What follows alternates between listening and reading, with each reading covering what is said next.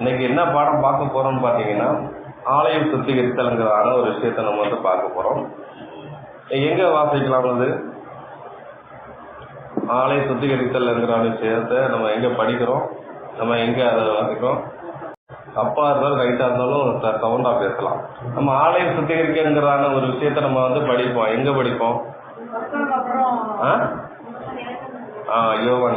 ஏன் அதெல்லாம் கேட்கணும்னா, நம்மளுடைய மைண்ட்ல என்ன இருக்கு, என்ன தெரிஞ்சுக்கிறோம் விஷயத்தை தான் நம்ம பார்க்க போறோம். சரி, இது ஆலய சுத்திகரித்தல்ங்கிற விஷயத்த யோவான்ல ரெக்கார்ட் பண்ணியிருக்காரு. மற்ற எல்லா சுவிசேஷங்களையும் 4 சுவிசேஷத்துல ரெக்கார்ட் ஆயிருக்கு. ஏன் அந்த விஷயத்த ஆலய சுத்திகரித்தல்ங்கிறான ஒரு டைட்டில் நேமா கொடுத்து நம்ம கவர்மெண்ட் தியானிக்காங்கன்னா, அதுல அவர் செய்த ஒர்க் டூட்டி அப்படிதான்.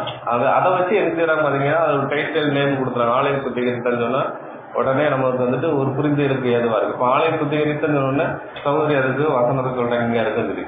அப்போ சகோதரர்கள் எல்லாருமே எடுத்துட்டு பாத்தீங்கன்னா, அந்த ஆலய சுத்திகரித்தால இந்த விஷயம் சொல்லி எடுத்துறாங்க, அந்த காரியங்களும் சொல்லியிருக்காங்க. சரி, இன்னொரு விஷயம், ஏன் இந்த பாடம் எடுக்கிறதுடைய முகாந்திரம் என்னன்னு பாத்தீங்கன்னா, வேத மாணவர்கள்ல அநேக பேர் என்ன பண்றாங்க பாத்தீங்கன்னா, அந்த ஆலயம் சுத்திகரித்ததை 2 பார்ட்டா சொல்றவங்க இருக்காங்க. 2 பார்ட்டா தான் நடந்துச்சு. ஏன்னா மத்தேயுல ரெக்கார்ட் பண்ணிருக்கு, அதான் எல்லா சுவிசேஷத்துல இருக்கு. யோவான் சுவிசேஷத்துல முதல்ல சொன்னதுனாலையும், மற்ற சுவிசேஷத்துல அவருடைய 3 வருஷத்துடைய கடைசியில சொல்லப்பட்டிருக்கும். லூக்கா சுவிசேஷத்துல இடையில சொல்லப்பட்டிருக்கும். இதெல்லாம் வச்சு பார்க்கும்போது என்ன சொல்றாங்கன்னா, 2 அடுங்கான விஷயத்த சகோதரர்கள் வேதமானல் அநேக பேர் அப்படிதான் இது பண்ணிட்டு இருக்காங்க. அதே மாதிரி பாத்தீங்கன்னா, ஒரு சகோதரர் இல்ல 2 இல்ல 1 தான் அப்படின்னு சொல்லி ஒரு சகோதரர்கிட்ட சொன்னதுனால, அந்த சகோதரையே எடுத்துட்டு சபையை விட்டு புறமாக்கிட்டாங்க. 2வது பாடத்தை எடுத்தாங்கன்னா அது என்ன ஆயிடக்கூடாது, இது பண்ணிடக்கூடாதுக்காக இது பண்ணிட்டாங்க. அப்போ உண்மையை சொல்லாதபடி தான் சொன்னாதான் கரெக்ட்னு சொல்லி வாதாடி உண்மையை சொல்ல போற சகோதரர் கூட என்ன பண்ணிடுவாங்க, சபையுக்கு தள்ளி விடுற ஒரு காலம் மாதிரி ஆகி போச்சு. அப்படின்னு பாத்தீங்கன்னா, அப்ப உண்மைங்கிறது ஒன்று இருக்குல்ல. ஏன் வேதத்துல சத்திய புக்குன்னு சொல்றோம்? சத்தியம்னா உண்மை. அப்ப உண்மைங்கிறது ஒண்ணுதான், சரியா? பொய் இருக்காது. அறியாமையில நம்ம எடுத்துட்டோம், நிறைய விஷயங்கள் ஒண்ணுமா இது பண்ணிருக்கோம். அப்ப அறியாமையை விளக்கம்னா எடுத்தது வேத வார்த்தைகளை ஆராய்ந்து பார்க்கணும் என்று சொல்லப்படுது. இப்போ ஒரு விஷயத்த நம்ம சொல்றோம்னா, ஒருத்தர் சொல்றத கேட்டறிந்து சொல்ற விஷயம் இருக்கு. அது உண்மையா இருக்குமா? இருக்காது, அப்படிதானே? ஆனா வேதத்தை ஆராய்ச்சி பண்ணி அறிந்து சொல்றதுல என்ன இருக்கும்? ஒரு உண்மை தன்மை இருக்கும். அப்படியேதான் இன்னைக்கு பார்க்கணும். அது கூட படிச்செல்லாம்.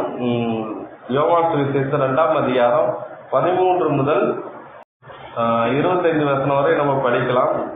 இப்போ இந்த ஆலய சுத்திகரித்தல 2 தடவை நினைச்சா, 1 தடவை நினைச்சா? சரிம்மா, அதையும் கூட பார்த்துடலாம். யோவான் சுவிசேஷம் 2ஆம் அதிகாரம் 13 முதல் 25 வசனம் வரைக்கும். பின்பு யூதருடைய பஸ்கா பண்டிகை சமீபமாய் இருந்தது. அப்பொழுது இயேசு எருசலேமுக்கு போய் தேவாலயத்திலே ஆடுகள், மாடுகள், புறாக்களாகிய இவைகளை விற்கிறவர்களும் காசுக்காரர் உட்கார்ந்திருக்கிறதையும் கண்டு கயிற்றினால் ஒரு சவுக்கை உண்டு பண்ணி அவர்கள் யாவரையும் ஆடு மாடுகளையும் தேவாலயத்துக்கு புறம்பே துரத்திவிட்டு காசுக்காரர்களுடைய காசுகளை கொட்டி பலகைகளை கவிழ்த்து போட்டு புறா விற்கிறவர்களை நோக்கி, இவர்களை இவ்விடத்திலிருந்து எடுத்து கொண்டு போங்கள், என் பிதாவின் வீட்டை வியாபார வீடா ஆக்காதிருங்கள் என்றார். அப்பொழுது உம்முடைய வீட்டை குறித்து உண்டான பக்தி வைராக்கியம் என்னை பட்சித்தது என்று எழுதியிருக்கிறதை அவருடைய சீசர்கள் நினைவு கூர்ந்தார்கள். அப்பொழுது யூதர்கள் அவரை நோக்கி, நீர் இவைகளை செய்கிறீரே, இதற்கு என்ன அடையாளத்தை எங்களுக்கு காண்பிக்கிறீர் என்று கேட்டார்கள். இயேசு அவர்களுக்கு பிரதியுத்தரமாக, இந்த ஆலயத்தை எடுத்துக் போடுங்கள், 3 நாளுக்குள்ளே இதை எழுப்புவேன் என்றார். அப்பொழுது யூதர்கள், இந்த ஆலயத்தை கட்ட 46 வருஷம் சென்றதே, நீர் இதை 3 நாளைக்குள்ள எழுப்புவீரோ என்றார்கள். அவரோ தம்முடைய சரீரமாகிய ஆலயத்தை குறித்து பேசினார். அவர் இப்படி சொன்னதை அவர் மருத்துவரிலிருந்து எழுந்த பின்பு அவருடைய சீசர்கள் நினைவு கூர்ந்து வேத வாக்கியத்தையும் இயேசு சொன்ன வசனத்தையும் விசுவாசித்தார்கள். பஸ்கா பண்டிகையிலே அவர் எருசலேமில் இருக்கையில் அவர் செய்த அற்புதங்களை அநேகர் கண்டு அவருடைய நாமத்தில் விசுவாசம் வைத்தார்கள். என்னன்னு பாத்தீங்கன்னா, இப்ப சகோதரர்கள் ஏன் இதை 2 சொல்ல வர்றதுக்கு நான் புரிஞ்சுக்கிட்ட விஷயம் என்னன்னு பாத்தீங்கன்னா, இந்த 23ஆம் வசனத்துல சொல்லப்பட்டதான். பஸ்கா பண்டிகையிலே அவர் எருசலேமிலே அவர் செய்த அற்புதங்களை அநேகர் கண்டு அவருடைய நாமத்தில் விசுவாசம் வைத்தார்கள் அப்படின்றது. அப்ப பஸ்கா பண்டிகைக்கு இயேசு இருந்த மாதிரி சொல்லப்பட்டிருக்கு, அந்த மாதிரி இருக்கும். ஆனா இந்த சம்பவம் வந்து எப்ப நடந்துச்சு? அவர் ஊழியர் பாதையில இந்த சம்பவம் அதாவது 3.5 வருஷத்துக்கு கடைசி பஸ்கா அவருடைய அந்த காரியங்கள் நடந்துச்சு. அதனால சகோதரர்கள் என்ன முடிவுக்குள்ள வந்துட்டாங்க பாத்தீங்கன்னா, அப்ப இது முதலாவதா இருக்கும். ஏன்னா கடைசி பஸ்காவோட இல்ல அப்ப வந்துட்டு அதுக்கு இதுக்கு முன்னாடி செஞ்சிருக்கலாங்கிறான ஒரு என்ன அவங்கள எடுக்கிறாங்க. இது இந்த வசனத்தை அடிப்படையில் அவங்க புரிஞ்சுக்கிறான்னு பார்க்கும். தொடர்ந்து படிக்கலாம். 24. அப்படி இருந்தும் இயேசு எல்லாரையும் அறிந்திருந்தபடியால் அவர்களை நம்பி இணங்கவில்லை. மனுஷர் உள்ளத்தில் இருப்பதை அவர் அறிந்திருந்தபடியால் மனுஷரை குறித்து ஒருவரும் அவருக்கு சாட்சி கொடுக்க வேண்டியதாய் இருக்கவில்லை. அப்ப பாத்தீங்கன்னா இந்த 23ஆம் அந்த வசனத்தோட அடிப்படையில கூட சகோதரர்கள் என்ன பண்ணியிருப்பாங்க பாத்தீங்கன்னா, இது வந்துட்டு கடைசி பஸ்காவா இருக்க வாய்ப்பு இல்லைங்கிற விஷயத்தை தான் அறிஞ்சுதான் என்ன பண்றோம் பாத்தீங்கன்னா, இது வந்து முதல் ஒரு ஆரம்பத்துல உள்ள காரியங்கள்ங்கிற விஷயத்த அவங்க சொல்றாங்க பார்க்கும். இப்ப அந்த ஆரம்பத்திலே நம்ம ஆண்டவராகிய கிறிஸ்து தேவாலயத்துல போய் இந்த காரியங்கள் செஞ்சிருந்தால், பிராக்டிக்கலா நம்ம திங்க் பண்ணோம், செஞ்சிருந்தால் வந்தீங்கன்னு வைங்களேன், அவர் வந்து 3 வருஷம் அவரால் ஊழியம் செய்ய முடியாது பார்க்கணும். ஏன்னா ஆலயத்துல இந்த காரியங்களை போய் செஞ்சா அவங்க எடுத்து செஞ்சிருக்க விட மாட்டாங்க. இயேசு கிறிஸ்துவ வந்துகிட்டு மரணத்துக்கு ஆக்கினிக்காக தீர்க்கிறதுக்கு முகாந்திரமான ஒரு முக்கியமான ஒரு இம்பார்ட்டன்டான காரியம் என்ன தெரியுமா? இந்த ஆலயத்துல வந்து இந்த காரியங்கள் செஞ்சதுனாலதான் அவங்க இடப்பட்டாங்க. பாத்தீங்கன்னா இயேசு போல தீவிரமா இருந்தாரு. நம்ம 4 புத்தகத்துல படிச்சீங்கன்னா, இதை தவிர 3 புத்தகங்களை படிச்சீங்கன்னா, இயேசு கிறிஸ்து தேவாலயத்துல போய் இந்த அடிச்சு சுத்தம் பண்ணதுக்கு அப்புறம் தான் அவர் கொலை பண்றதுக்குமே இது பண்ணாங்க பார்க்கணும். அப்போ இது வந்துட்டு ஆரம்பத்துல அவருடைய ஊழியத்தின் தொடக்கத்துல வந்து செய்திருக்க ஒரு வாய்ப்பு இல்லைன்னு பார்க்கணும். அப்போ வந்து ஆரம்பத்திலேயே வந்துகிட்டு இந்த விஷயத்த ஆரம்பத்திலேயே பண்ணியிருந்தாங்கன்னா, இயேசு கிறிஸ்து வந்துகிட்டு என்ன பண்ணிருப்பாரு? இப்ப வந்துட்டு கானாவூர் திருமணம் எப்போ நடக்குது? ஃபர்ஸ்ட் இப்ப வந்துட்டு பாத்தீங்கன்னா கானாவூர் திருமணத்துலதான் முதல் அற்புதம் பண்றாரு. அதுக்கப்புறம் இந்த இன்சிடென்ட் வருது. ஆனா இந்த வசனம் படிக்கும் போது பாத்தீங்கன்னா இயேசு கிறிஸ்து அநேக அற்புதங்களையும் இருக்கு. 23ஆம் வசனம் படிங்க. பஸ்கா பண்டிகையிலே அவர் எருசலேமில் இருக்கையில் அவர் செய்த அற்புதங்களை அநேகர் கண்டு அவருடைய நாமத்தில் அப்ப அநேகர் கண்டுன்னா நிறைய விஷயங்கள் அவர் அற்புதம் பண்ண மாதிரி இருக்கும். ஆனா அதுக்கு முதல் வருஷம் பாத்தீங்கன்னா முதலாம் அற்புதம் தான் அவர் பண்ணியிருப்பாரு பார்க்கணும். அப்போ பாத்தீங்கன்னா இது என்னன்னா அதுக்கு முன்னாடி நடந்த விஷயமா இருக்கும். அப்ப பாத்தீங்கன்னா இது வந்துகிட்டு இடையில கிடையாது. அப்போ ஆரம்பத்திலேயே வந்துகிட்டு பாத்தீங்கன்னா காணாவூர் அந்த திருமணம் தான் பண்ணியிருக்காரு. அதுக்கப்புறம் தான் அந்த விஷயங்கள் அடுத்தடுத்து இது பண்ணியிருக்காங்க. அப்ப வந்துட்டு இந்த சம்பவம் வந்துட்டு பாத்தீங்கன்னா 3 வருஷத்துல கடைசியாக இருக்க வாய்ப்பு இருக்குன்னு பாத்தீங்கன்னா முதல்ல இல்ல அது கிடையாதுங்கிற விஷயத்த நம்ம வந்து பாக்குறோம். அதுக்கப்புறம் படிச்சிடலாம். இந்த இன்சிடென்ட் முடிஞ்சதுக்கு அப்புறம் ஆலய சுத்திகரித்து முடிஞ்சதுக்கு அப்புறம் எங்க போறாரு? இந்த விஷயம் பண்ணி முடிச்ச உடனே போன பாடத்துல என்ன படிச்சோம்? இந்த டைம் லைனை போட்டு படிச்சோம், அப்படிதானே? இந்த காலத்துல படிச்சு பார்த்தோம். அப்ப அவர் வந்துட்டு இந்த ஆலயத்தை சுத்திகரித்து முடிச்சதுக்கு அப்புறம் எங்க போனாரு? அப்ப எங்க போன இந்த இன்சிடென்ட் முடிஞ்சதுக்கு அப்புறம் என்ன பெத்தானியாவுக்கு போனான்னு பார்க்கும். அது கூட படிச்சிடலாம். யோவான் 12ஆம் அதிகாரம் 9 முதல் 33 வருஷம் வரை படிக்கலாம். யோவான் 12வது அதிகாரம் 9வது வசனத்திலிருந்து. அப்பொழுது யூதரேத்தலான ஜனங்கள் அவர் அங்கே இருக்கிறதை அறிந்து இயேசு நிமித்தமாக மாத்திரமல்ல அவர் மருத்துவ இருப்பின லாசருவை காணும்படியாகவும் வந்தார்கள். இப்ப வந்துட்டு 12:1 படிங்க. 12:1. பஸ்கா பண்டிகை வர 6 நாளைக்கு முன்னே இயேசு தாம் மரணத்திலிருந்து எழுப்பின லாசரு இருந்த பெத்தானியாவுக்கு வந்தார். இந்த 6 நாளுங்கிற விஷயத்தை ஏன் ஸ்பெசிபிக்கா சொல்றாங்கன்னு பாத்தீங்கன்னா, அவர் கடைசி அந்த பஸ்காவை அந்த கடைசி பஸ்கா பண்டிகை இருக்குல்ல, அந்த நாளை இம்பார்ட்டன் பண்ணி சொல்றாங்க. அந்த பஸ்கா பண்டிகையில தான் இயேசு கிறிஸ்து மரிக்கிறார். அதனால பாத்தீங்கன்னா அதை இம்பார்ட்டன் பண்றதுக்காக தான் இந்த விஷயங்கள் சொல்றாரு. ஸோ அந்த ரெக்கார்ட் பண்றாரு, யோவான் இது ரெக்கார்ட் பண்ணிட்டு தான் அந்த விஷயம் சொல்றாரு. அதுக்கப்புறம் இந்த 30 படிச்சீங்க, அதை படிக்க. லாசருவின் நிமித்தமாக யூதரில் அநேகர் போய் இயேசுவின் இடத்தில் விசுவாசம் வைத்தபடியால் பிரதான ஆசிரியர்கள் லாசருவையும் கொலை செய்ய ஆலோசனை பண்ணினார்கள். மறுநாளிலே இயேசு எருசலேமுக்கு வருகிறார் என்று பண்டிகைக்கு வந்த திரளான ஜனங்கள் கேள்விப்பட்டு குருத்தோலைகளை பிடித்துக் கொண்டு அவருக்கு எதிர்கொண்டு போகும்படி புறப்பட்டு, ஓசன்னா கர்த்தருடைய நாமத்தினாலே வருகிற இஸ்ரவேலின் ராஜா தோற்கடிக்கப்பட்டவர் என்று ஆர்ப்பரித்தார். அப்போது பாத்தீங்கன்னா யோவான் சுவிசேஷம் வந்துட்டு 23ஆம் அதிகாரத்தை படிக்க வச்சுல அங்க பண்டிகைன்னு சொல்லு பஸ்கா பண்டிகைன்னு சொல்லப்பட்டிருக்கு. இங்க பாத்தீங்கன்னா மறுநாள் இயேசு கிறிஸ்து வருகிறார் கேள்விப்பட்டு திரளான ஜனங்கள் கேள்விப்பட்டு குருத்தோலை பிடித்து கொண்டுட்டு இருக்கு. அப்போ பாத்தீங்கன்னா யோவான் வந்துட்டு என்ன செய்றாருன்னா பெத்தானியாவுக்கு போயிட்டு அங்க அப்புறம் அந்த ஆலயம் சுத்திகரிக்கிற இந்த விஷயத்த அவர் சொல்றாரு. மற்ற சுவிசேஷத்துல வந்துட்டு பாத்தீங்கன்னா முன்னாடி அந்த இன்சிடென்ட் நடந்து பெத்தானியாவுக்கு போன மாதிரி இருக்கும். அப்ப தொடர்ந்து பாத்தீங்கன்னா எடுக்கிறாங்க எருசலேமில் பண்டிகைக்கு திரளான ஜனங்கள் வந்து இருக்கு. பண்டிகைன்னு அது எந்த பண்டிகை? பஸ்கா பண்டிகை. பஸ்கா பண்டிகை புளிப்பல் அப்பா பண்டிகை 14ஆம் தேதியில இருந்து ஸ்டார்ட் ஆகி அப்படி என்ன செய்யுது 15 பஸ்கா பண்டிகை இதாகுது. அதுக்கப்புறம் தான் 21 நாள் இருக்கு. ஆனா பண்டிகைன்னு சொல்லி சொல்றாங்க. அப்போ பாத்தீங்கன்னா அந்த பஸ்கா பண்டிகை ஒரு வாரம் நடக்கும். ஆனா ஒரு வாரத்துக்கு முன்னாடி அந்த ஆயத்த வேலைகள் அங்க விஷயங்கள் நடக்காங்க. ஆயத்த வேலைன்னா அங்க வந்துட்டு எஸ்லேயும் சுத்தி இந்த கடை போடுற விஷயங்கள் இந்த இது இல்லை அப்படின்னா அந்த திருவிழா இருக்கிறது மூன்று இருக்கும். உதாரணத்துக்கு பாத்தீங்கன்னா ஒரு கோயில் உதாரணத்துக்கு உங்களுக்கு புரியுற மாதிரி சொல்றேன். மாதா கோயில வந்து எப்போ கொடியேற்றோம்? 26ஆம் தேதி கொடியேற்றோம். ஆனா அதுக்கு முன்னாடி என்ன பண்ணுவாங்க பாத்தீங்கன்னா ஒரு வாரத்துக்கு முன்னாடி அங்க கடை போடுற அந்த விஷயங்கள்லாம் திருவிழா கொண்டாட்டம் மாதிரி இருக்கும். அதே மாதிரி பாத்தீங்கன்னா கிறிஸ்துமஸ் 25ஆம் தேதி. ஆனா பாத்தீங்கன்னா மேலே நாட்டுல 1ஆம் தேதி கிறிஸ்துமஸ் ட்ரீ வச்சு அதை வரவேற்பாங்க.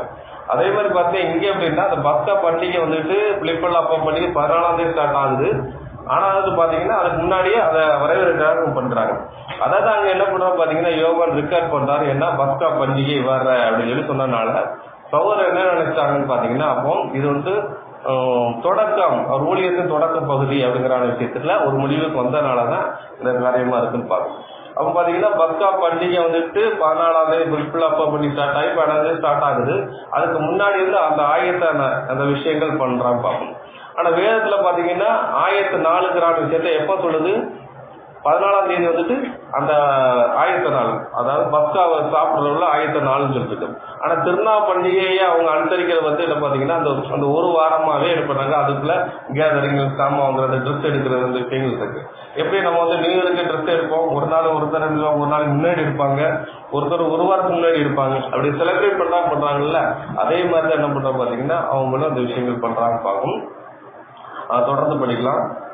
அல்லாமலும் சீயோன் குமாரத்தியே பயப்படாதே, உன் ராஜா கழுதை குட்டியின் மேல் வருகிறார், ஏறி வருகிறார் என்று எழுதியிருக்கிற பிரகாரமாக இயேசு ஒரு கழுதை குட்டியை கண்டு அதன் மேல் ஏறி போனார்.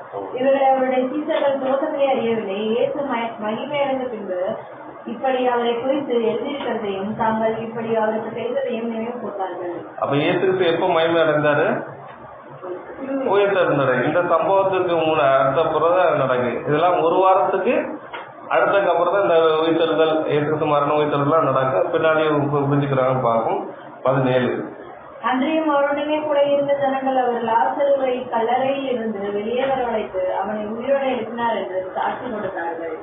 அப்படிப்பட்ட அற்புதத்தை அவர் செய்தார் என்று ஜனங்கள் கேள்விப்பட்டதனால் அவர்கள் அவருக்கு எதிர்கொண்டு போனார்கள். அப்பொழுது பரிசேயர் ஒருவரை ஒருவர் நோக்கி, நீங்கள் செய்கிறதெல்லாம் வீண் என்று அறிகிறதில்லையா? இதோ உலகமே அவனுக்கு பின் சென்று போயிற்றே என்றார்கள். பண்டிகையில் ஆராதனை செய்தவர்களில் சிலர் கிரேக்கர் இருந்தார்கள்.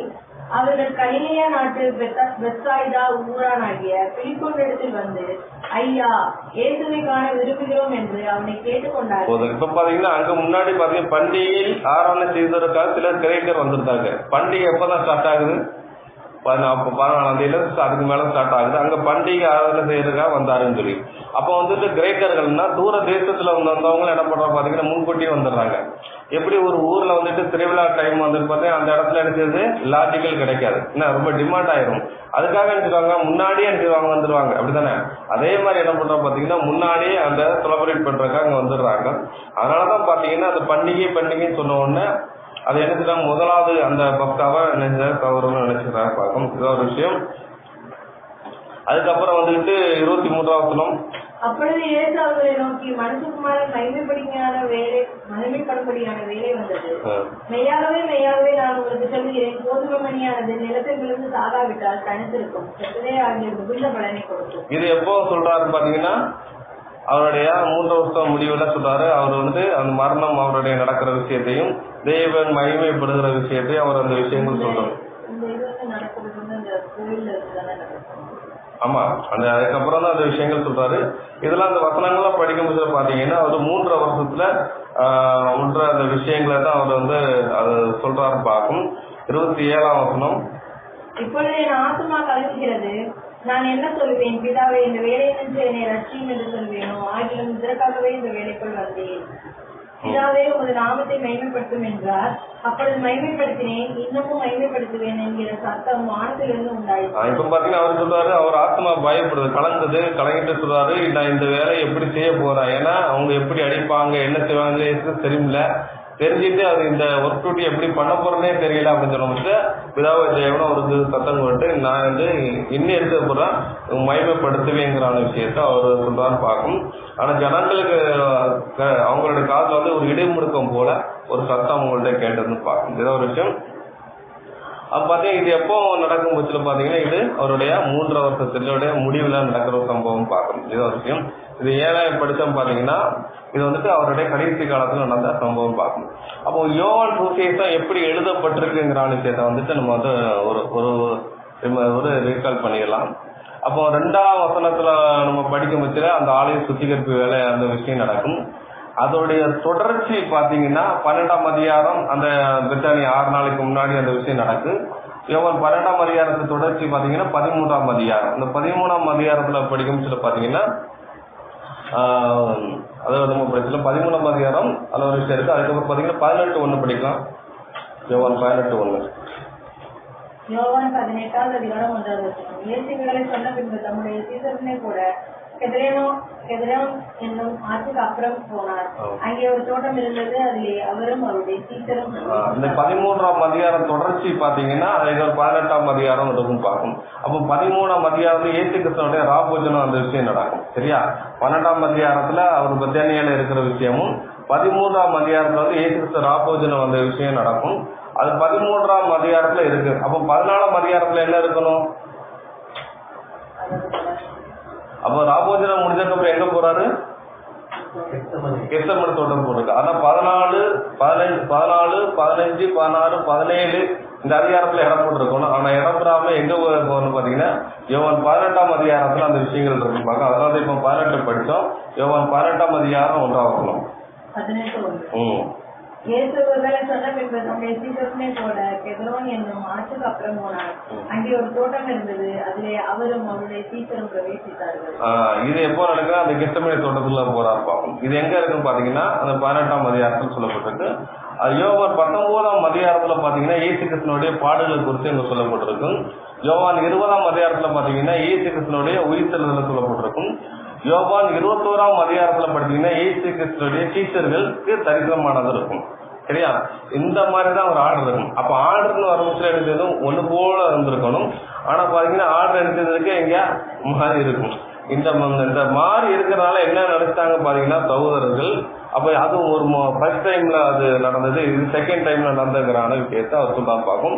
யோவான் ரெக்கார்ட் பண்ண கரெக்டா ரெக்கார்ட் பண்றோம். ஆனா எடுக்கிறது அந்த அதிகாரங்கள் ஒரு 4 அதிகாரத்தை ஜம்ப் ஆகுறதுனால எடுத்துட்டாங்க பாத்தீங்கன்னா அவங்க இந்த விஷயங்கள் இருக்குன்னு சொல்லப்பட்டு பார்க்கும். அப்ப அந்த ஆலை சுத்திகரித்தது 2 முறை என்றால் வேதம் 2 முறை என்று சொல்லியிருக்கும். அப்படித்தானே? ஆனா எடுத்தது அப்படி கிடையாது. அதாவது வேதத்துல 2 முறை இந்த விஷயங்கள் சுத்திகரித்து நடந்திருந்தா வேதத்துல எடுத்தது ரெக்கார்ட் பண்ணிக்கிறது 2 முறை நடந்தது ரெக்கார்ட் பண்ணியிருக்கணும். ஆனா வந்து அந்த விஷயம் பண்ணணும்னு பார்க்கணும். அதே மாதிரி பாத்தீங்கன்னா யோவானும் என்ன பண்ணிருப்பாரு? யோவானும் வந்துகிட்டு இந்த ஆலய சுத்திகரித்த 2 டைம் இருந்துச்சுன்னு வைங்களேன், அவரோட ரெக்கார்ட்ல அவர் என்ன பண்ணிருப்பார் பாத்தீங்கன்னா அவர் எழுதியிருப்பாரு. ஏன்னா அவர் அப்படி எழுதியிருக்காரு, என்னென்ன நடந்துச்சுன்னு எழுதியிருக்காரு. அந்த பேதர் வந்துட்டு இயேசு கிறிஸ்துவ மறுதளிப்பார்ல, புகழ் எத்தனை முறை போகும்? 3 முறை போகும்போது மறுதளிப்பான் இருக்காங்க. 3 முறை அங்க திருக்கால ரெக்கார்ட் பண்ணியிருக்கும் பார்க்கணும். அதே மாதிரி பாத்தீங்கன்னா யோவான் ரெக்கார்ட் பண்ணும்போது பாத்தீங்கன்னா அவர் செய்த அற்புதங்களையும் சரி, அவர் செய்த இன்சிடென்ட்களையும் சரி, அவர் என்ன பண்ற பாத்தீங்கன்னா அவர் அந்த எத்தனை செய்தாருங்கிறதான விஷயத்த அவர் ரெக்கார்ட் பண்ணியிருப்பார் பார்க்கும். நம்ம அதை கூட படிக்கலாம். யோவான் 2ஆம் அதிகாரம் 11ஆம் வசனம். யோவான் 2:11.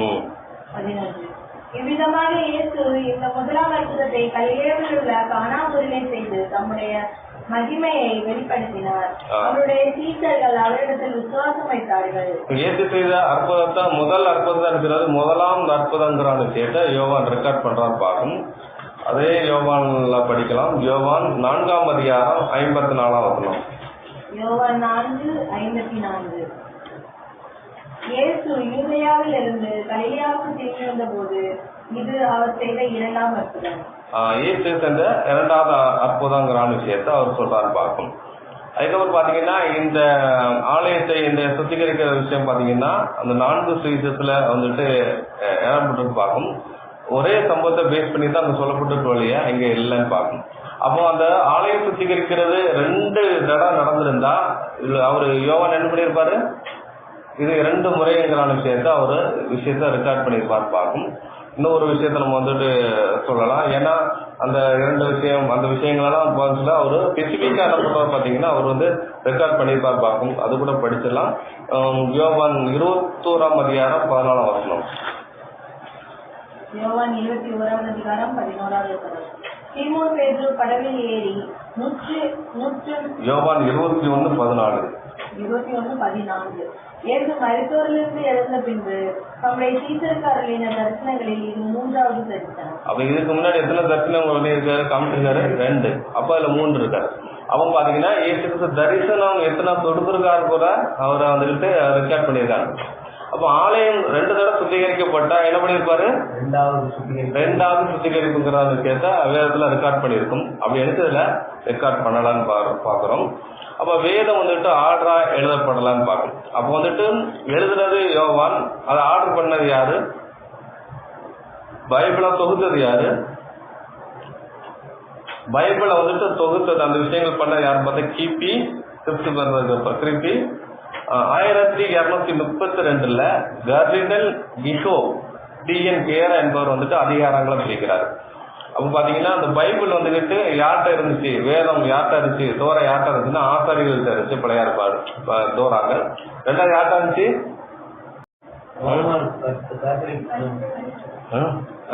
அதாவது தோராங்கிற 5 ஆகமங்கள் யார்கிட்ட இருந்துச்சு பாத்தீங்கன்னா ஆசாரிகள்கிட்ட இருந்துச்சு. அதுக்கப்புறம் ராஜாக்கள் இருந்துச்சு. அதுக்கப்புறம் பாத்தீங்கன்னா வேதத்தரையில பரிசேயர்கள் வேதபாரர்கள் அவங்கள்ட்ட இருந்துச்சு அந்த விஷயங்கள் இருந்துச்சு. அப்ப பார்த்த சாமானிய மக்கள்கிட்ட கிடையாது. அப்ப அதனால பாத்தீங்கன்னா மேல்குடி மக்கள் அந்த ஆசாரியர்களோ அந்த வேதபாரர்களோ பரிசேயர்களோ அவங்க என்ன சொல்றாங்களோ அதை தான் கேட்பாங்க. சரியா? அப்போ அவங்க தப்பா சொன்னாலும் ஜனங்கள் அதுதான் உண்மைன்னு சொல்லி இருப்பாங்க. ஏன்னா அவங்க படிக்கல இல்ல. அப்ப அவங்க கல்வி அறிவு வந்துகிட்டு பாத்தீங்கன்னா மேல்குடி மக்களுக்கும் விரும்பி படிக்கிறவங்களுக்கு தான் அதை போய் சேர்ந்தது வழிய மற்றபடி அவங்க கிடையாது பார்க்கணும். அதனால பாத்தீங்கன்னா என்ன பண்ற பாத்தீங்கன்னா கிறிஸ்தவம் வந்துகிட்டு பிரிட்டிஷ்னால கிறிஸ்தவம் வந்துகிட்டு இந்த பூமியில உலகம் எல்லாம் பரவும் பட்சத்துல முதல்ல அவங்க என்ன பண்ணாங்க தெரியுமா? முதல்ல ஸ்கூல்லாம் கட்டமைச்சாங்க. ஸ்கூல் எல்லாம் பார்த்து ஸ்கூல்லு கட்டமைச்சு அதுக்கப்புறம் பாத்தீங்கன்னா ஸ்கூலு ஹாஸ்பிட்டலும் கட்டமைச்சாங்க. ஏன் ஸ்கூல் கட்டமைச்சு பாத்தீங்கன்னா கல்வி அறிவு இருந்தாதான் பைபிளை படிக்க முடியும். அப்ப பாத்தீங்கன்னா அந்த விஷயத்த பண்றதுக்காக தேவனே என்ன பண்ண பாத்தீங்கன்னா இவங்களை ஒரு டூலா யூஸ் பண்ணி என்ன பாத்தீங்கன்னா ஜனங்களுக்கு கல்வி அறிவு கொடுக்கணுங்கிற விஷயத்த 18ஆம் நூற்றாண்டுல பிரிட்டிஷ் அதுக்கப்புறம் வருது. அப்பதான் அதுக்கப்புறம் பாத்தீங்கன்னா கல்வி பொதுவுடைமையாக்கி எல்லாருக்கும் சாமானிய மக்களுக்கும் கொடுக்கற மாதிரி அந்த விஷயம் போச்சு பார்க்கணும். அதுக்கப்புறம் பாத்தீங்கன்னா அதே மாதிரி பாத்தீங்கன்னா 13ஆம் நூற்றாண்டுல தான் என்ன பண்றாங்கன்னா இந்த வசனங்களை பிரிக்காங்க. எப்படின்னா இப்ப வந்து வசனங்களாவும் அதிகாரம் பிரிக்கலன்னா நம்ம தேடி கண்டுபிடிக்க முடியுமா? ஒருத்தர் புத்தகம் போடுறாங்க. அப்ப இந்த புத்தகம் எல்லாம் இருக்குன்னு சொல்லி தேடன்னா இருக்குது. அது அதிகாரம் வேணும், வசனம் வேணும்.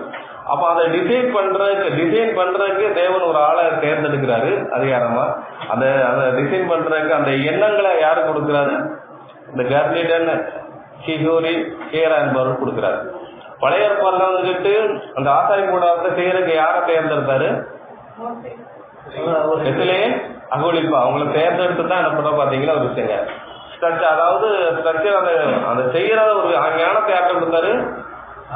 மோசையே கொடுத்தாரு. அதை செயல்படுத்துற விஷயத்த இவங்கள்ட்ட கொடுத்தாரு. அதுக்கு முன்னாடியே தேவன் சொல்லிட்டாரு. அப்படித்தானே? எப்படி ஆசாரி கூடத்துல அந்த அந்த ஒர்க் செய்யறதுக்கு பெத்லேயும் அகுலிப்பாவை தேர்ந்தெடுத்தாரோ அதே மாதிரி பைபிளை டிசைன் பண்ணும் அந்த விஷயத்த பண்றதுக்கு யாரை தேர்ந்தெடுத்த பார்த்தேன்? கர்லிடன் கிஷோரி என்பவரும் சேரா என்பவரும். அதுக்கப்புறம் தான் கிபி 1551 வந்துட்டு பாத்தீங்கன்னா வசனங்களா பிரிக்கப்படுறது. அது ராபர்ட் ஸ்டீபன் சொல்லப்படுறாரு. அவர் தான் பண்றாரு. இப்போ அதிகாரங்களை இப்ப எடுத்தாங்க. இப்ப அதிகாரங்கள் எடுத்தாலும் அது வந்து எந்த இடத்துல வசனம் இருந்தால் பண்ண முடியும்.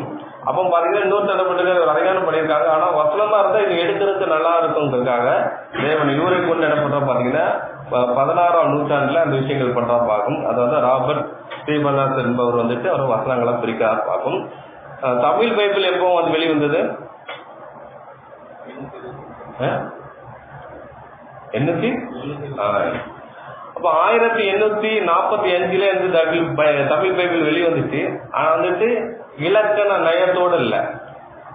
இலக்கண நயத்தோடு இல்லாம அது இருந்தனால ஏற்பாட்டு பாத்தீங்கன்னா அதை வந்து செக்அப் பண்ணி மறுபடியும் பண்ணிட்டு 1875 தான் என்ன பண்றோம் பாத்தீங்கன்னா அது வந்துட்டு ஒரு சரியான ஒரு விஷயமா அது தமிழ்ல பண்ணியிருக்கிறாங்க. தமிழ்ல சில பிரதி மட்டும் தான் பண்ணியிருக்காங்க. இவங்க வந்து முழு தொகுப்பா பண்ணியிருக்காங்க. சரியா? அப்ப தமிழ்ல வந்துட்டு 1845 வந்துட்டு தமிழ் பைபிள் பிரிண்ட் பண்ணியிருக்காங்க. அது இலக்கண நயத்தோட சரியா இதெல்லாம்னால கலாக்குவை லாங்குவேஜ்ல கூட வந்திருக்கு. அதை மறுபடியும் சீரமைச்சு 1875 வந்து பாத்தீங்கன்னா வந்துட்டு ஒரு சரியான ஒரு பைபிள கொடுத்துருக்காங்க பார்க்கணும். அப்ப இது எப்போதான் வந்திருக்கு? 19ஆம் நூற்றாண்டுல தான் அந்த விஷயங்கள் வந்துட்டு அது வந்திருக்கு. அதனால பாத்தீங்கன்னா எனக்கு பாத்தீங்கன்னா இந்த இது பைபிள் வந்துட்டு ஒரு ஆர்டரா இருக்கிறதுக்கு வாய்ப்பு இல்லை. அதனாலதான் இந்த மாதிரி இருக்குன்னு பார்க்கணும். சரி, அப்ப இந்த ஆலயத்தை எடுத்து போட்டுங்க 3 நாள் எழுப்புவேங்கிற விஷயத்த அவர் சொல்றான்னு பார்க்கணும். அது எங்க இருக்குன்னு பாத்தீங்கன்னா மத்திய 21ஆம் அதிகாரம். அதுக்கப்புறம் பாத்தீங்கன்னா 12, 13 அந்த விஷயங்கள் இருக்கு. நம்ம போனதெல்லாம் பார்த்தோம். அதுக்கப்புறம் பாத்தீங்கன்னா மத்திய 26 மத்திய 21 12, 13 ஆலயம் சுத்திகரிக்கிற விஷயம் இருக்கு. இது வந்து அவருடைய கடைசி காலத்தில் நடந்த விஷயமும் இருக்கு. அதுக்கப்புறம் பாத்தீங்கன்னா யோவான்ல படிக்கும் பட்சத்துல 7 சொல்லப்பட்டிருக்கு அந்த ஆலயத்தை இடித்து போடுங்க 3 நாள் எழுப்புவேங்கிற விஷயத்த யோவான் 2ஆம் அதிகாரத்துல எடுத்து சொல்லியிருப்பாருன்னா அந்த இன்சிடென்ட்லயே சொன்ன மாதிரி இருக்கும். ஆனா மத்தேயுல வந்துட்டு பாத்தீங்கன்னா மத்திய 26ஆம் அதிகாரம் 61ஆம் வசனத்துல தான் அவங்க சொல்லிருக்கும். அப்ப 6 அதிகாரம் தாண்டி தான் அங்க சொல்லப்பட்டிருக்கும். சரியா? அதே மாதிரி பாத்தீங்கன்னா மத்தேயுல வந்துகிட்டு அந்த சீஷர்கள் வந்து கடைசியில தான் கேட்காங்க. என்ன கேட்காங்கன்னா ஆலயத்தினுடைய அந்த காரியங்கள்லாம் கேட்காங்க. அந்த அலங்காரத்துல பார்த்துட்டு இது இப்படிலாம் இருக்கே அப்படின்னு சொல்லுவாங்க. இந்த ஆலயம் ஒரு கல்லின் மேல் ஒரு கல்லின் இல்லாதபடி இடிக்கப்படும் காலம் சொல்லி அவர் சொல்றாரு பார்க்கணும். அப்போ வந்துட்டு இந்த ஆலயம் இடித்து போடும் அப்படிங்கிற விஷயம் தான் அதுல இருந்து அந்த காரியங்களை இருக்கலாம் சொல்லி சொல்லப்பட்டிருக்காங்க. அப்போ பாத்தீங்கன்னா அந்த ஆலயம் சுத்திகரிக்கிறதுக்கும் இங்கேயும் 6 அதிகாரம் இருக்கிறது டிஃபரன்ஸ் இருக்கு பார்க்கும். அது கூட நம்ம படிக்கலாம். மத்திய 26, 61 தேவனுடைய ஆலயத்தை இடித்து போடவும் 3 நாளைக்குள்ளே அதை கட்டவும் என்னாலே ஆகும் என்று இவன் சொன்னான் என்றார்கள். இப்ப சொன்னாங்க அவங்க சொல்றாங்க பார்க்கணும். யோவான் 2:19 நம்ம படித்தோம். அதுல இடித்து போடும் சொல்லி. அப்ப இந்த இன்சிடென்ட் எனது ரெண்டும் ஒரே இன்சிடென்ட் தான் சொல்லப்பட்டிருக்கு. அவருக்கு கடைசியில சொல்றாரு இங்க முதலாவது சொல்றான்னு பார்க்கும். அதே மாதிரி பாத்தீங்கன்னா மத்திய 21ஆம் அதிகாரம் 46ஆம் வசனத்துல என்ன பண்ண பாத்தீங்கன்னா அவர் பிடிக்க வகை தேடினான்றது. அது எப்ப வகை தர்றாங்க பிடிக்கிறது? அந்த கடைசி அந்த ஆலயம் சுத்திகரிக்கிற அந்த டைம்ல தான் அங்க வந்துட்டு இது பண்றாங்கன்னு பார்க்கும். மத்திய 21:46. மத்திய 21:46 அவரை பிடிக்க வகை தேடினார்கள். ஆகிலும் ஜனங்கள் அவரை தீர்க்கதரிசி என்று எண்ணினபடியினால் அவர்களுக்கு பயந்திருந்தார்கள். ஏன்னா அங்க வந்துட்டு ஒரு தேவன் வந்துட்டு அவங்க ஒரு மனித கேடாம பயன்படுத்துறாங்க. இன்னொன்று பாத்தீங்கன்னா அவங்க ரெட் கம்பளம் போட்டு வரவேற்கிறதுனால அதிகமான ஜனங்கள் அவங்கள இருக்கிறதுனால இந்த கூட்டமான இடத்துல வந்து அவர் பிடிச்சா பெரிய ஒரு கலவரம் உண்டாயிருக்கிற விஷயத்த நினைச்சுதான் என்ன பண்ண பாத்தீங்கன்னா அவர் கூட இருக்கிறவர்கிட்ட அதோட இது பண்ண அவர் தனித்து எங்க இருப்பாருங்கிற விஷயத்த பார்க்கணும். 2வது இரவு டைம்ல பிடித்தா நல்லா இருக்குங்கிறதாக தான் யூதாஸை சூஸ் பண்ணி என்ன பண்றாங்க பாத்தீங்கன்னா போறாரு. யூதாஸை இவங்க சூஸ் பண்ணல. யூதாஸை என்ன பண்ற பாத்தீங்கன்னா அவங்களும் சூஸ் பண்ணி கூட நான் காட்டி கொடுக்கேன். ஏன்னா அவங்களும் என்ன பண்ற பாத்தீங்கன்னா இயேசு பிடிக்கணும், தனிமையே இருக்கும்போது பிடிக்கணுங்கிற எண்ணம் அவங்கள்ட்ட இருக்கு. அதுக்கு வந்துட்டு இவர் உடனடியா அங்க போறாங்க. இதெல்லாம் எப்போ நடக்கும் பாத்தீங்கன்னா அந்த கடைசி அந்த நேரங்கள்ல தான் நடக்கும். 3ஆம் வருஷம் முடிவுல தான் அந்த விஷயங்கள் நடக்கும் பார்க்கும். அதே மாதிரி மார்க் படிச்சிடலாம். மார்க் 11ஆம் அதிகாரம் 15, 16, 17 படிக்கலாம். அவர்கள் எருசலேமுக்கு வந்தார்கள். இயேசு தேவாலயத்தில் பிரவேசித்து ஆலயத்தை விற்கிறவர்களையும் சொல்லுகிறவர்களையும் நிறுத்திவிட்டு வாசகர்களுடைய பலகைகளையும் புறா வைக்கிறவர்களுடைய ஆசனைகளையும் தவிர்த்து ஒருவரும் தேவாலயத்தின் வழியாக யாரும் கண்டத்தையும் கொண்டு போக விடாமல் என்னுடைய வீடு எல்லா ஜனங்களுக்கும் ஜெப வீடு எனப்படும் என்று எழுதியிருக்கவில்லையா? நீங்களும் அதை தள்ளக்கூடியாதீர்கள் என்று அவர்களுக்கு சொல்லி விடையிட்டார். போதும். இப்ப வந்து மார்க் எழுதும்போதுல அவருடைய எங்க எழுதுறாருன்னா அவருடைய 11ஆம் அதிகாரத்துல அவர் வந்து ரெக்கார்ட் பண்ணி எழுதியிருக்காரு பார்க்கும். இது 11ஆம் அதிகாரம் சொல்லி அவராக எழுதிருப்பாரா இங்க தெரியாது. இந்த ஆர்டரை மாத்த முடிச்சு இவங்க மாத்திருக்க வாய்ப்பு இருக்குன்னு பார்க்கும். அது தெரியல, இப்படி இருக்கிற சூழ்நிலை இருக்குன்னு பார்க்கும். அப்போ அது வந்து 11ஆம் அதிகாரத்தை இடம் பெற்றிருக்கு. என்னுடைய வீடு என்னது ஜப வீடு என்று எழுதப்பட்டிருக்கு. இது எங்க எழுதப்பட்டிருக்கு? ஏசையால எழுதப்பட்டிருக்கு பார்க்கும். அதை சொல்றாரு பார்க்கும். லூக்கா வந்துட்டு அவரு இந்த இன்சிடென்ட் ரெக்கார்ட் பண்றாரு பார்க்கும். அது கூட படிக்கலாம். லூக்கா 19ஆம் அதிகாரம் 45 முதல் 48 வருஷம் வரை படிக்கலாம்.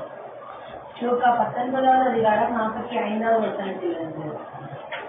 பின்பு அவர் தேவாலயத்தில் பிரவேசித்து அதிலே விற்கிறவர்களையும் கொள்ளுகிறவர்களையும் புறம்பே திறப்பு தொடங்கி, என்னுடைய வீடு ஜபவிழா இருக்கிறது என்று எழுதியிருக்கிறது, நீங்களும் அதை கள்ளக்குறையாக்கினீர்கள் என்றார். அவர் நாடுவரும் தேவாலயத்தில் உபதேசம் பண்ணி கொண்டிருந்தார். பிரதான ஆசாரியரும் வேதபாரர்களும் ஜனத்தின் மூப்பரும் அவரை கொலை செய்ய வகை செய்யும். ஜனங்கள் எல்லாரும் அவருக்கு செவி கொடுத்து அவரை நம்பி கொண்டிருந்தபடியால் அதை இன்னபடி செய்யலாம் என்று வகை காணாதிருந்தார்கள். பாத்தீங்கன்னா இங்க லூக்கா எழுதும்போதுல அவர் 19ஆம் அதிகாரத்துல இதே இன்சிடென்ட் தான் எடுத்து பாத்தீங்கன்னா ரெக்கார்ட் பண்றா பார்க்கும். அப்போ பாத்தீங்கன்னா மத்த இந்த சுவிசேஷகர் வந்துட்டு அந்த கடைசி நிகழ்வுல அந்த ஆர்டர் பண்ணி எழுதுற மாதிரி இருக்கும். அவர் யோவான் வந்துட்டு முதல்ல அங்க சொன்ன மாதிரி இருக்குன்னு பார்க்கும். அதுக்கப்புறம் பாத்தீங்கன்னா அந்த 26ஆம் அதிகாரத்துல தான் பாத்தீங்கன்னா அந்த கடைசி மத்தேயுல சொல்லும்போது 26ஆம் அதிகாரத்துல தான் இயேசு காட்டி கொடுக்குற அந்த பேரம் பேசுற அந்த விஷயங்கள்லாம் நடக்கும் பார்க்கும். அது கூட படிச்சிடலாம். மத்தேயு 26ஆம் அதிகாரம் 14 இருந்து 17 வரை வரைக்கும் படிச்சிடலாம். மத்தேயு 26:14வது வசனத்திலிருந்து. அப்பொழுது 12 ஒருவனாகி யூதாஸ் என்பவன் பிரதான ஆசாரியருக்கு போய், நான் அவரை உங்களுக்கு காட்டிக் கொடுக்கிறேன், நீங்கள் எனக்கு என்ன கொடுக்கிறீர்கள் என்றான். அவர்கள் அவனுக்கு 30 வெள்ளிக்காசை கொடுக்க உடன்பட்டார்கள். போதும். இப்ப பாத்தீங்கன்னா அதுக்கு முந்தின வசனம் படிச்சீங்கன்னா அது எந்த இன்சிடென்ட்? பஸ்கா பண்டிகைக்கு 6 நாளைக்கு முன்னாடி நடக்கிற இந்த இன்சிடென்ட் பார்க்கும். சரியான நடக்கு. அதுக்கப்புறம் அந்த இன்சிடென்ட் முடிச்சதுக்கு அப்புறம் தான் இந்த விஷயம் நடக்கும். அதுதான் அந்த முன்னோர் படத்தை வைக்கணும் அப்படின்னு சொல்லி அந்த சொல்லுவதுல தடை செய்யப்பட்டிருக்காருன்னு சொல்லி ஒரு இன்சல்ட் அவர் நடக்கிற மாதிரி இருக்கும். அதனால என்ன பாத்தீங்கன்னா இவர் பேர் காட்டி கொடுக்குற விஷயம் நடக்கும். அப்ப இது அவருடைய 3 வருஷத்து முடிவில் நடந்த சம்பவம் பார்க்கலாம். அந்த டைம்ல தான் ஆடு அட்வான்ஸ் வச்சு காசு கொடுத்து வாங்குற விஷயத்திற்கு இவரே என்ன போய் பார்க்கறாரு செய்யறான்னு பார்க்கும். அதே மாதிரி 17ஆம் வருஷம் படிச்சுன்னா புளிப்பில்லா அப்ப பண்டிகை முதல் நாளிலே அப்படின்னு சொல்லிட்டு 14ஆம் தேதி அந்த விஷயங்கள் அந்த மாதிரி அந்த இருக்கு. அதுக்கப்புறம் தான் ராபோஜன் அந்த விஷயங்கள் நடக்க பார்க்கும். சரி, இது ஒரு விஷயம். இப்போ வந்து இப்ப நம்ம என்ன புரிஞ்சுக்கிட்டோம்? ஆலயம் வந்துகிட்டு எத்தனை முறை சுத்திகரிக்கப்பட்டிருக்கு? ஒரு முறை. வேதத்தோட பார்த்தாமல ஒரு முறை. இதுல ஏதாவது டவுட் இருக்கா?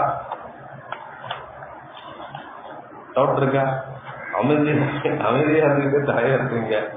மௌனம் சம்மதத்துக்கு அறிகுறி அப்படிங்கிற விஷயத்த நான் புரிஞ்சுக்கிறதா, இல்லாட்டினா சரி பாப்பா அப்படிங்கிற விஷயத்த சொல்றீங்களா, இல்லாட்ட மனசில் வச்சுட்டு நான் ஒரு பாடம் எடுக்க போதும் இதுல ஏதாச்சும் அடுத்த கொஞ்சம் மாடிஃபை பண்ணலாம் அப்படிங்கறது என்ன இருந்தா கூட எனக்கு நோ அப்ஜெக்ஷன், நீங்க தரலாம எடுக்கலாம். அதை நான் வரவேற்கிறேன். எனக்கு கொஞ்சம் அப்டேட்டா இருக்கலாம். சரி, அப்போ வந்து நிலையான ஒரு சம்பவத்தை பார்த்தலாம். சரியா? இயேசு கிறிஸ்து வந்துட்டு என்ன சொல்றாரு? நான் தான் ஆலயங்கிற விஷயத்த அவர் சொல்றாரு.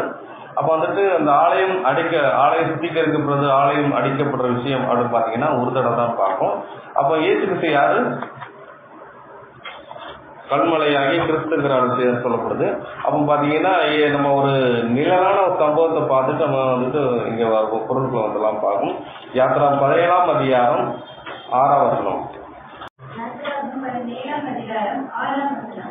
அங்கே ஓரிடத்திலே நான் உனக்கு முன்பாக கர்மலையின் மேல் இருப்பேன், நீ அந்த கர்மலையை அடி, அப்பொழுது ஜனங்கள் குடிக்க அதிலிருந்து தண்ணீர் பெறுகிறோம் என்றார். அப்படியே மோசே இஸ்ரவேல் மூப்பரின் கண்களுக்கு முன்பாக செய்தார். அப்ப பாத்தீங்கன்னா அந்த கண்மலையில நினைச்சிருக்காரு. முதல்ல அடிக்க சொல்றாரு. அடிக்க வச்சு தண்ணி பரப்பிட்ட வரும்னு அந்த தண்ணி வருதுன்னு பார்க்கணும். முதலாவது அடிக்க சொல்றாரு. 2வது என்ன சொல்றாரு? கண்மலையில தண்ணி எடுக்கும் அடிக்க சொல்றாரா பேச சொல்றாரா? அவ படிக்கலாம். என்ன ஆகுமா? 20ஆம் அதிகாரம் 8 முதல் 12 வருஷம் வரை படிக்கலாம். எங்க யாத்திரா 17 அடிக்க சொன்னாரு. என்ன ஆகுத்துல படிக்கலாம்? என்னாகும் 20:8 முதல் 12 வரைக்கும். என்னாகும் 20:8 வசனத்திலிருந்து, நீ கோலை எடுத்துக்கொண்டு நீயும் உன் சகோதரனாகிய ஆரோனும் சபையாரை கூடிவர செய்து அவர்கள் கண்களுக்கு முன்னே கண்மலையை பார்த்து பேசுங்கள். அப்பொழுது அது தன்னிடத்தில் உள்ள தண்ணீரை கொடுக்கும். இப்படி நீ அவர்களுக்கு கண்மலையில் இருந்து தண்ணீர் புறப்பட பண்ணி சபையாருக்கும் அவர்கள் மிருகங்களுக்கும் குடிக்க கொடுப்பாய் என்றார். அப்பொழுது மோசே தனக்கு கர்த்தர் கட்டளையிட்டபடியே கர்த்தருடைய சன்னதியில் இருந்த கோலை எடுத்தான். மோசேயும் ஆரோனும் சபையாரை கண்மலைக்கு முன்பாக கொண்டு செய்தார்கள். அப்பொழுது மோசே அவர்களை நோக்கி, கலகக்காரரை கேளுங்கள், உங்களுக்கு இந்த கண்மலையிலிருந்து நாங்கள் தண்ணீர் புறப்பட பண்ணுவோமோ என்று சொல்லி தன் கையை ஓங்கி கண்மலையை தன் கோலினால் 2 தரம் அடித்தான். உடனே தண்ணீர் ஏறாமல் புறப்பட்டது. சபையார் குடித்தார்கள். அப்ப பாத்தீங்கன்னா முதல்ல அடிச்சோட தண்ணி வந்துச்சு, இங்க முதல்ல அடிச்சோட தண்ணி வச்சா வரல, 2வது அடிக்க வச்சா தண்ணி வருதுன்னு பார்க்கும், பின்னாடி அடிக்கும். பின்பு கர்த்தர் மோசேயும் ஆரோனை நோக்கி, இஸ்ரவேல் புத்திரரின் கண்களுக்கு முன்பாக என்னை பரிசுத்தம் பண்ணும்படி நீங்கள் என்னை விசுவாசியாமல் போனபடியினால் இந்த சபையாருக்கு நான் கொடுத்த தேசத்துக்குள் நீங்கள் அவர்களை கொண்டு போவதில்லை என்றார். இங்கே இஸ்ரவேல் புத்திரர் கர்த்தரோட வாக்குவாதம் பண்ணினார். அப்ப இந்த சபையாரோட நான் கொடுத்த தேசத்தை நீங்கள் அவர்களே கொண்டு போவதில்லை. நீங்கள் யாரா சொல்றாரு? ஆரோனையும் மோசையும் சொல்றாரு பார்க்கணும். அங்க பேச சொன்னாரு, அங்க முதல்ல அடிக்க சொன்னாரு, அதை அடிக்க தண்ணி 2வது பேச சொல்றாரு, இங்க அடிச்சுறாங்க பார்க்கணும். அப்போ வந்துட்டு இந்த கண்மலை யாரு? கண்மலை கிறிஸ்துன்னு சொல்லப்பட்டிருக்கு, அதை வந்து கொரிந்தியர் சொல்லப்பட்டிருக்கு. அப்ப கிறிஸ்து எப்போதும் எத்தனை தடவை தான் அடிக்கப்படணும்? 1 தடவை தான் அடிக்கப்படணும். அவங்க என்ன பண்ணிட்டாங்க? 2 தடவை அடிக்க, அந்த மாதிரி 2 தடவை அடிக்க கீழ்படியாம போனாலும் 5 தடவை அவங்க காணாம தேசத்துல போக முடியலப்பா. அப்ப கிறிஸ்து எப்படிதான் அடிக்கப்படணும்? 1 தடவை தான் அடிக்கப்படணும். அதே மாதிரி அதுக்கப்புறம் பாத்தீங்கன்னா ஆலயத்தை என்ன சொல்றாரு? இந்த ஆலயத்தை எடுத்து போடுங்கள், 3 நாள் எடுப்பேன் இருக்கேன். அந்த ஆலயத்தை தனக்கு தான் கட்டளை பண்ணி சொல்லியிருக்கிறார், அந்த ஞானார்த்தத்தை சொல்லியிருக்காரு. அப்ப அந்த ஆலயம் சுத்திகரிக்கிறது, இடிச்சு போடுறது, அந்த விஷயம் அப்படின்னு பாத்தீங்கன்னா சுத்திகரிக்கிற இடிக்கிற விஷயம் தான் அது 1 தடவை தான் நடக்குது ஒழிய 2 தடவை கிடையாது பார்த்தோம் ஞானார்த்தத்துல. அப்போ வந்துட்டு இயேசு கிறிஸ்து என்னதான் பண்ணணும்? 1 தடவை தான் பண்ணணும். ஏன் அந்த ஆலயத்தை சுத்திகரிக்க பண்ணாருங்கிற விஷயத்த நம்ம வந்து பார்க்க போறோம்.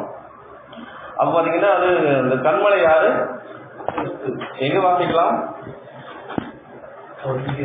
கொரிந்தியர் 1 கொரிந்தியர் 10:4. 1 கொரிந்தியர் 10:4. எல்லோரும் ஒரே ஞானபானத்தை குடித்தார்கள். எப்படி எனில் அவர்களோட கூட சென்ற ஞான கண்மலையின் தண்ணீரை குடித்தார்கள். அந்த கண்மலை கிறிஸ்துவே. எத்தனை தடவை அவங்க கண்மலையிலிருந்து தண்ணியை குடிச்சாங்க? 2 தடவை குடிச்சாங்க. அந்த ஞான கண்மலை கிறிஸ்துவேன்னு சொல்லப்பட்டிருக்கு. இதைத்தான் பேதுரு வந்து ஞானார்த்தம் சொல்லுவான்னு பார்க்கும். 1 பேதுரு 3:18. 1 பேதுரு 3வது அதிகாரம் 8வது வசனம். 18. ஏனெனில் கிறிஸ்துவும் நம்மை தேவனிடத்தில் சேர்க்கும்படி அநீதியுள்ளவர்களுக்கு பதிலாக நீதியுள்ளவரால் பாவங்களை நிமித்தம் ஒரு தரம் பாடுபட்டார். அவர் மாம்சத்திலே கொலையுண்டு ஆவியிலே உயிர்ப்பிக்கப்பட்டார். 1 தரம் பாடுபட்டார் இருக்கு. அங்க மாதிரி கண்மாலை எதாவது 1 தடவை தான் அடிக்கப்படணும். அதே மாதிரி இயேசு கிறிஸ்து 1 தடவை பாடப்படணும். அந்த ஆலயத்தை எடுக்கப்படும் 3 நாள் எடுக்கிறேங்கிற விஷயம் நம்ம ஆண்டவராக இயேசு கிறிஸ்துவோடைய அந்த சரீரத்தை சொல்லப்பட்டிருக்கு. அப்போ அந்த இன்சிடென்ட் வந்துட்டு அந்த 1 தடவை தான் நடந்ததுன்னு சொல்லி ஞானார்த்தத்துல அங்க சொல்லப்படுதுன்னு பார்க்கணும். சரி, ஏன் அந்த இயேசு கிறிஸ்து வந்துட்டு இந்த ஆலயத்துல வந்து சுத்திகரிப்பு வேலையை பண்ணாருங்கிற விஷயத்த அதை நம்ம பார்த்துடலாம். மல்கியா 1ஆம் அதிகாரம் 6 முதல் 6-7 படிங்க.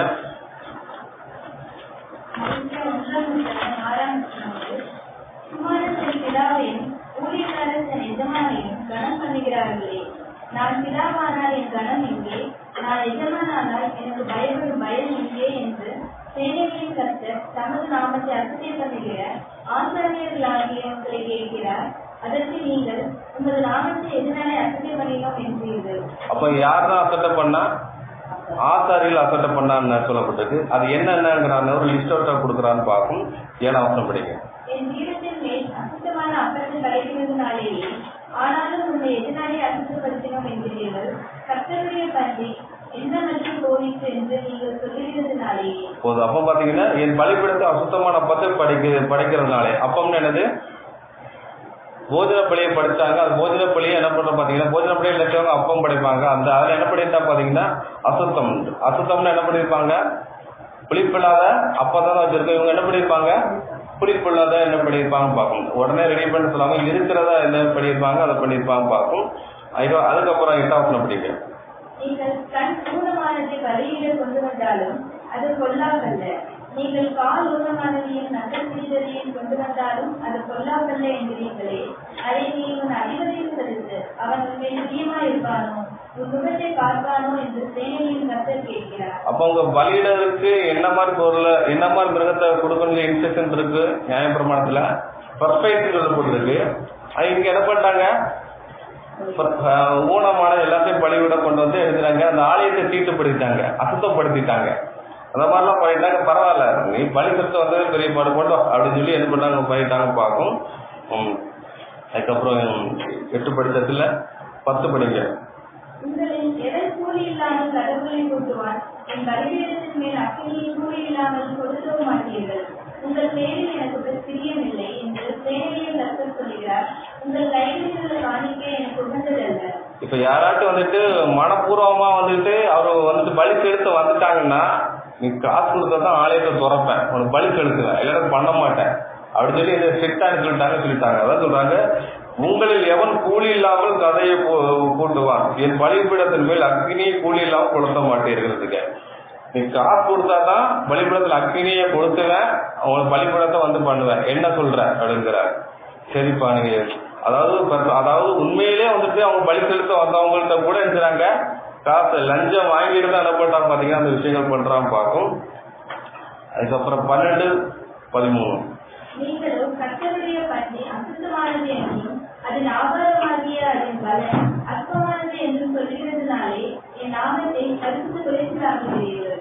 ஆதாரத்தின் பலனை அற்பமானதையும் சொல்லுகிறதுனாலையும் என் நாமத்தை பரிசுத்தப்படுத்தப்படுங்க. அவங்க எடுத்துறாங்க, தேவனை கனம் பண்ணல, பண்ணாம என்ன பண்றாங்க, தேவனை கட்டளையே கை கொண்டாதான் கனம் பண்றது. கனம் பண்ணாம என்ன பண்றா பாத்தீங்கன்னா அவங்களுக்கு அப்படி கொடுத்தாங்க. தேவன் எடுத்துறாங்க, அவங்களுக்கு உடனே என்ன பண்ணல, அவங்களுக்கு பனிஷ்மெண்ட் கொடுக்கல. என்னதான் செய்யறாங்க பாப்போங்கிறான்னு சேர்த்து அவர் வெயிட் பண்ணி பார்த்துட்டே இருக்கான்னு பார்க்கும். 13வது வசனம். இது எவ்வளவு வருஷம் என்று சொல்லி அதை ஒரு சிறுமாய் பேசி கீழுள்ளதையும் கால் ஊனமானதையும் நஷ்டம் கொண்டதையும் கொண்டு வந்து காணிக்கையாக செலுத்துவீர்கள் என்று சேனையின் கர்த்தர் சொல்கிறார். அதை உங்கள் கைகளில் அங்கீகரித்து கொள்வேனோ என்று கர்த்தர் கேட்கிறார். எக்ஸ்ட்ரீம் லெவல் அனுப்பட்டு பாத்தீங்கன்னா ஆக்சிடென்ட் ஆன அந்த மிருகத்தை கூட பலி செலுத்த கொண்டு போயிடுறாங்க. கொண்டு போய் என்ன பண்றாங்க, அதையும் ஆசாரியில் என்ன பண்றாங்க, ரிஜெக்ட் பண்ணாம சரி கொண்டா பண்ணும் அப்படின்னு பண்றாங்க பார்க்கும். 14வது வசனம். தன் மந்தையில் கடா இருக்கையில் செத்து போனதை ஆண்டவருக்கு ஏற்றுக்கொண்டு பலியிடுகிற கபடத்துடன் சபிக்கப்பட்டவர். என் நாமம் ஜாதிகளுக்குள்ளே பயங்கரமா இருக்கும், நான் மகத்துவமான ராஜா என்று சேனையின் கர்த்தர் சொல்கிறார். மந்தையில எல்லாமே பர்ஃபெக்டா வச்சிருக்கீங்க. ஏன்னா நீங்க அதை தொழில் தான் பாக்குறீங்க. எபிரேயருடைய குலதொழில் என்னது, மந்தை தான். அந்த மாதிரி வச்சிருக்கீங்க. மந்தையில் கடாய் இருக்கல கெட்டு போன ஆண்டவருக்கு நேர்ந்து கொண்டு பலியிட கபடத்தில் சபிக்கப்பட்டவன்னு சொல்லிட்டான்னு பார்க்கும். உன்ட்ட நல்லா இருக்கிறத கொடுக்க மாட்டேங்க, நீ இதை பண்றாங்கிற விஷயத்த அவரு சொல்றான்னு பார்க்கும். 2வது வசனத்துல படிக்கும் பட்சத்துல பாத்தீங்கன்னா ஆசாரிகள்கிட்ட வந்துட்டு அவர் திட்டுறான்னு பார்க்கும். ஆசாரி மல்கியா 2ஆம் அதிகாரம் 1-2. இப்போதும் ஆசாரியர்களே, இந்த கட்டளை உங்களுக்குரியது. நீங்கள் கேளாமலும் என் நாமத்துக்கு மகிமையை செலுத்தும்படி இதை சிந்தியாமலும் இருந்தால் நான் உங்களுக்குள்ளே சாபத்தை அனுப்பி உங்கள் ஆசீர்வாதங்களையும் சாபமாக்குவேன். ஆம், நீங்கள் அதை சிந்தியாமல் போனதினால் அவைகளை சபித்தேன் என்று சேனையின் கர்த்தர் சொல்கிறார். 3வது வசனம். இதோ நான் உங்களுடைய பயிரை கெடுத்து உங்கள் பண்டிகையின் சாமியையே உங்கள் முகத்தில் இழைப்பேன், அதனோடே கூட நீங்களும் தள்ளுபடி ஆவீர்கள். இந்த விஷயத்தை தள்ளுபடி ஆகினது எப்ப பண்ணாரு? ஜெருசலேமே ஒரு கோழை தன் குஞ்சுகளை கூட்டி சேர்க்கிறது போல எத்தனையோ தரம் உன்னை கூட்டி சேர்க்கிறதா இவங்களே தள்ளிவிட்டாரு, பண்டிகையும் தள்ளிவிட்டாரு. என்ன பண்டிகை? பக்ஸா பண்டிகை. எதுல தள்ளுபடி ஆச்சு? அவருடைய அவருடைய நினைவு கூறுதல்ல என்ன பண்ணா பாத்தீங்கன்னா, இனி எழுதி பக்ஸாவை அனுசரிக்க வேண்டாம், என்னுடைய அப்பத்தையும் எல்லாத்தையுமே கூடார பண்டிகைல இருந்து எல்லா பண்டிகையும் என்ன செய்யப்பட்டாருன்னா தள்ளுபடி ஆகிட்டாரு. சரியா? அப்ப அது பண்டிகையில தள்ளுபடி ஆகிறது, நீங்க தள்ளுபடி ஆகிட்டு இருக்காரு. அப்ப ஏசு கிறிஸ்துவ பாடுகளை ஒப்பு கொடுக்க முடிச்சு என்ன பண்ணாரு ஆசாரியன்? இவர் தேவதூசனை சொல்றான்னு சொல்லி அவருடைய வஸ்திரத்தை கிளிக்காரு. அப்ப பாத்தீங்கன்னா வஸ்திரத்தை கிளிக்க என்ன பாத்தீங்கன்னா பழைய ஏற்பாடுல அவங்க வந்து இங்க ஆசாரியர்களை வந்துகிட்டு ஒட்டுட்டிய வந்துட்டு செஞ்சு கொடுக்கும் ஏற்படுத்தி கொடுத்து ஆசாரியத்துல பிரத்யேக வஸ்திரங்கள் கற்கள் எல்லாம் பதிச்சு இந்த மாதிரி ட்ரெஸ்ஸோட தான் நீ உள்ள போகணும்னு சொல்லி வச்சிருந்தாரு. இந்த ட்ரெஸ் இல்லாம உள்ள போக முடியாது, அந்த மாதிரி வச்சிருந்தாரு. இப்ப அவரு ஆசாரிய வஸ்திரம் கிளிக்கன்னா ஆசாரி மொழியும் இருந்தது கிழிக்கப்படுது. சரி, அந்த விஷயம் எப்போ இயேசு அந்த 14ஆம் தேதி அந்த ஒப்பு கொடுக்குற அந்த டைம்ல நடக்கு. அதுக்கப்புறம் 3 மணிக்கு என்ன நடக்கு, சிரசிலே 2ஆ கிழிக்கப்படுது. அப்படின்னா அந்த என்னது அந்த ஆசாரி கூடத்துக்கு ஒரு ஆசாரித்துவமும் ஆசாரி கூடாரத்துக்கும் முச்சுப்பலி வச்சார். ஏன்னா அவங்கள சொன்ன எந்த காரியத்தையும் செய்யல, பெர்ஃபெக்டா பலியிடம்னு சொன்னா பெர்ஃபெக்டா பலி இல்ல, எல்லாமே தப்பு தப்பா பண்ணாங்க, பார்த்தாங்க. ஒரேருடைய பலி எல்லா பாவத்தையும் நிவர்த்தி பண்ணணுங்கிறதுக்காக தான் ஏற்றுக்கிட்டு வந்து பலியை கொடுத்தாரு. அங்க வந்து உண்மையிலே மனசாவப்பட்டு ஒருத்தர் வந்து பலி செலுத்த வந்தா அவனுக்கு காசு கொடுத்தாதான் பண்ணுவேன்னு இருக்காங்க. அப்ப அந்த பலிய அந்த மாதிரி தேவன் அந்த பலி ப்ராசஸ் இன்னும் வர வச்சுதான் வைங்களேன், எல்லாரும் பண்ண முடியுமா? பண்ண முடியாது. அதனாலதான் ஒரே பலி எல்லாத்தையும் நிவர்த்தி பண்றதுக்காக தன்னை குமாரனை அனுப்பி அந்த விஷயங்கள் பண்ணார்பாங்க. அதுக்கு முன்னாடிதான் பாத்தீங்கன்னா இந்த ஆலயத்தை ஃபுல்லாவே இதுக்கு முன்னாடி கெட்டு குட்டிச்சோர் ஆயிட்டாங்க. அதை சுத்தம் பண்ற வேலையை பண்ணிட்டு இந்த ஆலயத்தை இழுத்து போடுங்க, ஏன்னா இந்த ஆலயத்தை தீர்த்துப்படுத்தி நாசம் பண்ணிட்டீங்க, நான் தான் அந்த ஆலயம் சொல்லி அந்த ஆலயத்தை என்ன பண்ண அவரே ஆலயமா இருக்காரு, அவரே பலிமிருகமா இருந்து அந்த காரியங்களை பண்ணி வைத்தான்னு பார்க்கும். அதுக்கப்புறம் 7ஆம் வசனம் படிங்க. ஆசாரியர்களுடைய உதவிகள் அறிவை காக்க வேண்டும், வேதத்தை அவன் வாயிலை தேடுவார்களே, அவன் செய்திகளுடைய கர்த்தரின் தூதன். அப்போ தூதன் அதை யார் சொல்றது? இயேசு பிரதான தூதன், அப்படிதானே? அந்த தூதனுடைய கேட்டகரியில தான் அவங்க வச்சிருந்தாங்க. ஆனாலும் என்ன பண்றோம் பாத்தீங்கன்னா அவங்க அந்த விஷயத்த இது பண்ணலாம், ஒரு மெசேஜார வச்சார், அந்த மெசேஜை அவர் இது பண்ணலாம் பார்க்கும். 9ஆம் வசனம். நீங்கள் என் அறிவை கைக்கொள்ளாமல் வேதத்தை குறித்து பச்சைவாதம் பண்ணினபடியினால் நானும் உங்களை எல்லா ஜனத்துக்கும் முன்பாகவும் அற்புதம் நீசலும் ஆகினேன். அற்புதம் நீசல் ஆக்கினேன் எப்போன்னா இயேசு ரேன்சம் ஈடுபடி கொடுக்கறதுக்கு முன்னாடியே இருக்கிறது அற்பமாக்கிட்டாரு, நீசனா மாற்றி அவங்களை தள்ளுபடி பண்ணிட்டான்னு பார்க்கும். அதுல 13ஆம் வசனம் படிங்க. நீங்கள் 2ஆம் தரமும் இதை செய்து கர்த்தருடைய வேதத்தை கண்ணீரினாலும் அழுகையினாலும் பெரும் மூச்சினாலும் நிரப்புகிறீர்கள். ஆகையால் அவரை நீ காணிக்கையும் அறியார், அதை உங்கள் கையில் பிரியமா ஏற்றுக்கொள்ளவும் மாட்டார். அப்ப இவங்க 2ஆம் தரம் அப்படின்னு சொல்ற 2ஆம் தரம் செஞ்சிட்டீங்க, நீங்க பலிபீடத்தை இந்த மாதிரி பண்ணிட்டீங்கிறான்னு திட்டம் சொல்றாங்க. முதல் தரம் அப்படி பாத்தீங்கன்னா இவங்க மறுபடியும் இந்த காரம் இப்ப மட்டும் பண்ணல, ஏற்கனவே பண்ணியிருக்காங்க. அதனாலதான் பாத்தீங்கன்னா அவங்கள வந்து அடித்து துரத்தி எப்போ அந்த நேபுகாத் நேச்சர் பீரியட்ல என்ன பண்றாங்க, ஆலயத்தை அடித்து துரத்தி பொருட்கள் எடுத்து கேப்சர் பண்ணி வச்சுட்டாங்க. அதுக்கப்புறம் இன்னொரு வாய்ப்பு யார் மூலம் கொடுத்தாங்க? குமரேஷ் பீரியட், அதாவது மேதிய பிரச்சனை டைம்ல இருக்கிறது மறுபடியும் உங்க ஆலயத்தை கட்டி 2வது ஒரு வாய்ப்பு கொடுத்தாங்க. சரி பாப்பந்துரு. அப்ப 2ஆம் தரமும் இதை செஞ்சா நீங்க பலிபீடத்துல கண்ணீரும் அழுப்பினாலும் பண்ணிக்கோங்க.